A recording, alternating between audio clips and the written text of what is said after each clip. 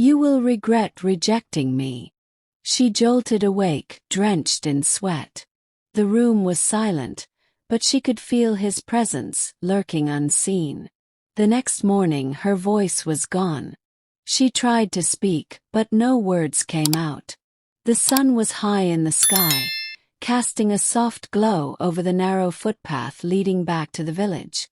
Kamsi walked briskly, balancing a clay pot of water on her head while humming a tune. The night air was cool, yet an unsettling silence hung over the forest. The usual sounds of chirping crickets and croaking frogs were absent. She frowned. Something felt off. A sudden rustle behind her made her stop in her tracks. Her heart pounded against her chest. Slowly she turned, expecting to see nothing but the swaying leaves. But there he stood. A tall man dressed in white garments, his skin glowing faintly under the moonlight. His features were striking, too perfect, almost unnatural. His eyes locked onto hers with an intensity that made her shiver. Kamsi, his deep voice echoed through the night, smooth yet commanding. She staggered back, her grip tightening on the pot. Who are you?" The man smiled, but there was something unnerving about it. "I have watched you for a long time, Kamsi. You belong to me now." Her pulse quickened. "I don't know you," she whispered. "You will," he said, extending his hand. A golden ring gleamed in his palm, glowing softly. "Take this and be my wife." A chill ran through her body. Every instinct in her screamed that something wasn't right. Kamsi shook her head, taking a step back. "Oh, I don't even know you." The man's expression darkened instantly. The air around them grew thick and heavy, as if the night itself was holding its breath. "You do not refuse me, Kamsi." His voice carried an eerie edge. "I have chosen you." Fear gripped her chest. Without another word, she turned and ran, her bare feet pounding against the dirt path. The pot of water fell from her head, shattering into pieces, but she didn't stop. The air felt colder, and though she didn't look back, she could feel it. His presence, following her. She burst into her family compound, gasping for breath. Her mother, Mama Kamsi, rushed to her side. "My child, what is it?" she asked. Steadying her, Kamsi clung to her mother, her body trembling. "Mama." "There was a man. He appeared on the road. He said I belonged to him." Her mother's face paled. She knew. She gently led Kamsi inside, bolting the door behind them. "My daughter, listen carefully. Did this man give you anything? Did you take it?" Kamsi shook her head. "He offered me a ring, but I refused." Mama Kamsi exhaled in relief, but the worry in her eyes remained. "You did well, my child. But rejecting a spirit husband is not something to be taken lightly." That night, Kamsi couldn't sleep. Every time she closed her eyes, she saw him. In her dreams, he stood at the foot of her bed, his eyes glowing with an unnatural light. "You belong to me, Kamsi," his voice whispered. "You will regret rejecting me." She jolted awake, drenched in sweat. The room was silent, but she could feel his presence, lurking unseen. The next morning her voice was gone. She tried to speak, but no words came out. It was as if something had stolen her ability to talk. Panic set in. Mama Kamsi wasted no time and rushed her to the village priest. The old man, dressed in flowing red robes, examined her closely. His expression darkened. "This is no ordinary curse," he muttered. "The spirit husband is punishing her. If nothing is done, he will claim her completely." Mama Kamsi's hands trembled. "What must we do?" The priest looked at Kamsi with grave eyes. "We must perform a ritual to break the bond. But know this: he will not leave without a fight." That night, The air in the compound became thick and heavy. A strange wind howled outside, though the trees stood still. Kamsi lay on her mat, unable to move. It felt as if something was sitting on her chest, pressing down on her. She gasped for breath, her eyes darting around the room. Then she saw it. A dark figure in the corner, watching her. He was here. "You thought you could escape me." The spirit's voice filled the room, though his lips never moved. "You are mine, Kamsi. If you will not be mine in life, you will be mine in the spirit world." Tears streamed down her face as her body convulsed. Her mother barged in, holding a small calabash filled with white chalk and herbs. She drew a protective circle around Kamsi, chanting prayers. The spirit screamed as the chalk burned like fire. The next day, the village gathered at the shrine. The priest prepared the final ritual.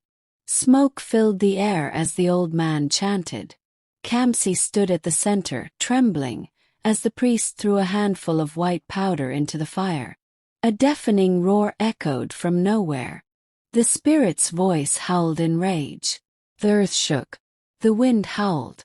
Kamsi collapsed, breathing heavily. Slowly, she opened her mouth. Her voice had returned. Kamsi narrowly escaped the spirit husband's grasp after rejecting his marriage proposal. The village priest performed a powerful ritual to banish him, and Kamsi thought it was over. But some spirits never let go. Kamsi lay on her mat, exhausted from the events of the past week. The priest had assured her that the spirit husband was gone, but something felt off. That night, she dreamed she was in a strange place. The air was thick with mist, and she stood before a massive golden palace. Soft drumming filled the air, and she was dressed like a bride. Her heart pounded. Then he appeared. The spirit husband, dressed in royal attire, stood at the end of a long aisle. His glowing red eyes locked onto hers. "Kamsi, you are finally ready. Come to me." She turned to run, but her feet wouldn't move. The crowd around her began to chant. "The bride is ready. The bride is ready." A golden crown was placed on her head. She screamed, but no sound came out. She watched in horror as her own hands moved against her will, reaching out to him. The spirit husband smiled. Then she woke up. Her hands were covered in red dust. The same dust from the palace in her dream. She wasn't dreaming. She had been there. The next morning, Kamsi tried to convince herself it was just a dream. She stepped outside and saw the footprints. Deep, heavy footprints leading from her doorway into the forest. Mama Kamsi saw them too. Her face went pale. "He has returned." They ran to the priest, but before they could reach his shrine, Kamsi collapsed. Her body jerked violently on the ground. Then she spoke, but it was not her voice. "Did you think you could banish me so easily?" The spirit was inside her. The priest and his assistants rushed forward, sprinkling white chalk around her, chanting powerful incantations. Kamsi laughed. "No, not her. The spirit inside her. Your weak magic cannot stop me. She is already mine." The shrine shook violently. One of the priest's assistants screamed and ran. The priest's face was filled with fear. This had never happened before. He turned to Mama Kamsi. "This spirit is older than we thought. Stronger than we imagined. We need something more powerful." Mama Kamsi cried out. "Then tell us. What must we do?" The priest hesitated, his hands shaking. She must go to the spirit realm and end this herself. Kamsi's soul needed to enter the spirit realm to fight the spirit husband on his own ground. But no human had ever done this and returned alive. The priest prepared a deadly ritual. If she failed, she would never wake up. Lying on the shrine floor, Kamsi drank from a bitter black liquid. Her vision blurred. Her body felt light as air. Then she was falling. When she opened her eyes, she was back in the golden palace. But this time she wasn't dreaming. The spirit husband stood at the altar, waiting. "Kamsi," he said softly, "why do you fight me? We are already bound." She felt it now. A golden chain around her wrist, connecting her to him. He smiled, pulling the chain, dragging her closer. "You belong to me now." But Kamsi was not the same frightened girl anymore. She clenched her fist. She had something he didn't expect. She had brought a weapon. From within her wrapper, she pulled out a sacred white stone, blessed by the village priest. The spirit husband's eyes widened. He wasn't expecting this. Kamsi threw the stone at his feet. The palace shook violently. Cracks formed beneath him, golden energy pulsing through the ground. "No," he roared. "You cannot break the bond." But Kamsi had already begun the chant the priest had taught her. Her voice echoed through the spirit realm. The golden chain shattered into dust. The spirit husband let out a final piercing scream before disappearing into the void. The palace crumbled. Everything went black. Kamsi gasped, bolting upright in the shrine. She was back. Mama Kamsi sobbed, hugging her tightly. "It is done," the priest whispered.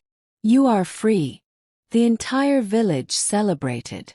The spirit husband was gone. Or so they thought. Days later, Kamsi sat outside, breathing in the fresh evening air. Then something caught her eye. She frowned and stood up, walking toward a small object buried in the dirt. She knelt down and picked it up.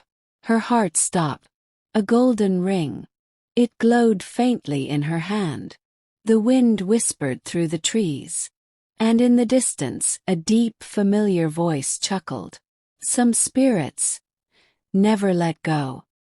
Kamsi sat in her mother's hut, staring at the golden ring in her palm. It glowed faintly, as if alive. The air felt heavy. The night was eerily quiet. Her mother walked in and gasped. "Throw that away, my child. Burn it." Kamsi's hands trembled. "Mama, I thought it was over. Why is it here?" Her mother snatched the ring from her and threw it into the fire. They watched as the flames rose high, swallowing it. For a moment everything was silent. And a scream tore through the air. Not a human scream. Something from the other world.